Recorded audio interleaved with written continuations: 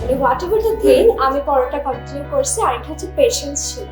তো আমি তখন করতাম কি, যেহেতু আমি অনলাইন কোর্সে এনরোল ছিলাম, আমি স্যারের ভিডিও দেখতাম। তখন একটাই মোটিভেশন ছিল আমার, যে ওই ভিডিও দেখলে প্রথমে অ্যাক্ট করতে হবে। অ্যান্ড ফাইনালি আমার মনে হয় যে ওই যে পার্সিভারেন্সিটা ছিল, ওইটার জন্যই এত অসুস্থ থাকা অবস্থাতেও আমি হয়তো তা কমপ্লিট করতে পারছি।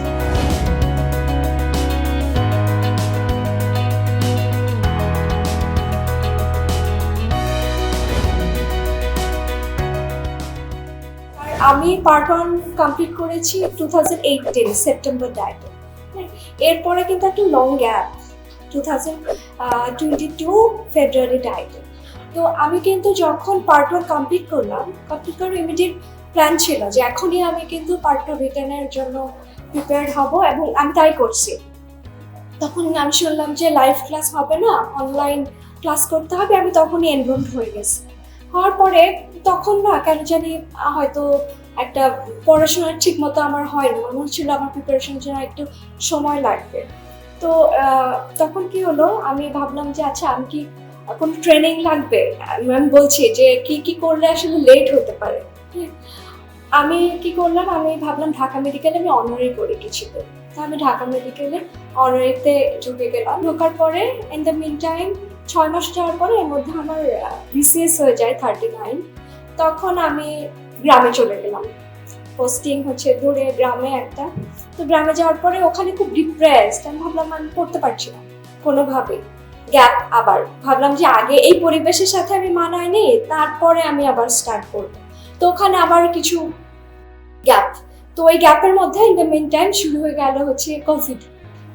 দুইটা জিনিস বলবো আমি ফলো করি নাই কি, একটা হচ্ছে টাইম, মানে ইমিডিয়েটলি আফটার যদি আমি তখনই স্টার্ট করে ফেলতাম পার্ট 2 ইয়াটা, তাহলে আমার হয়তো 2022 পর্যন্ত আসতে হতো না।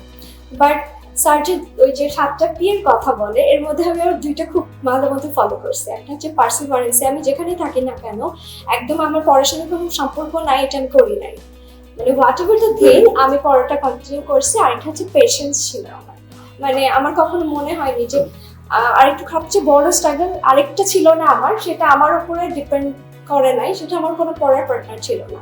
একে আমি গ্রামে থাকি, তারপর আমার পড়ার কোনো পার্টনার নাই, অনেক মানে পুরাটাই ডিমোটিভেশন আমার। তো আমি তখন করতাম কি, যেহেতু আমি অনলাইন কোর্সে এনরোল ছিলাম, আমি স্যারের ভিডিও দেখতাম। তখন একটাই মোটিভেশন ছিল আমার, যে ওই ভিডিও দেখলে প্রথমে অ্যাক্ট করতে হবে। তো ওইখানে বসে আমি তখন যেটুকুই হোক পড়া ট্রাই করতাম। বাট ওই পোস্ট-কোভিড ডিমেনশিয়ার জন্য আমি একটু পিছায় যাই, মানে আলটিমেটলি আমি এবার অ্যাপিয়ার করি। তখনও আমি কোভিড পজিটিভ ছিলাম, বাট কোভিড আমাকে খুব পছন্দ করে সামহাউ। অ্যান্ড ফাইনালি আমার মনে হয় যে ওই যে পার্সিভারেন্সিটা ছিল, ওইটার জন্যই এত অসুস্থ থাকা অবস্থাতেও আমি হয়তো তা কমপ্লিট করতে পারছি। And that is my journey. And আমি বলবো মানে কি, যারা কিনা পার্ট 1 কমপ্লিট করছে, আমার মনে হয় কোনো ডিলে করার দরকার নাই। আর অবভিয়াসলি আমার মনে হয় একটা ইনস্টিটিউশনের দরকার আছে সেটা মোটিভেশন পাওয়ার জন্য। অ্যান্ড আমার মনে হয় কোনো ইনস্টিটিউশনে থাকলে পার্টনারটাও খুব ইজিলি পাওয়া যায়, যে আমার সাথে কার ম্যাচ করছে, সেরকম একটা পার্টনার হলে পড়াটা অনেক ইজিয়ার হয়। তো আমি বলবো যে যারা পার্ট 1 কমপ্লিট করছে অন্য কোনো দিকে ফোকাস না করে অবশ্যই এসএস একাডেমি আমার কাছে খুব গুড একটা ইন্সপিরেশন। কারণ আদারওয়াইজ এত দূরে থেকে অনলাইন যদি সাবস্ক্রিপশনটা না থাকতো আমার পক্ষে সম্ভব হতো না পড়াটা। সো আমি এই গ্রামে একটা থেকে সেখান থেকে আমি কমপ্লিট করতে পারছি জাস্ট বিকজ অফ এই অনলাইন কোর্সের জন্য। সো অনেকেই হয়তো আমার মতো ফেস করবে, দূরে আছে, ঢাকার থেকে অনেক দূরে, অথবা পার্টনার নাই। তারপর বলবো যেইটুকু ফলো করা যায় ওইটুকু দিয়েও পসিবল।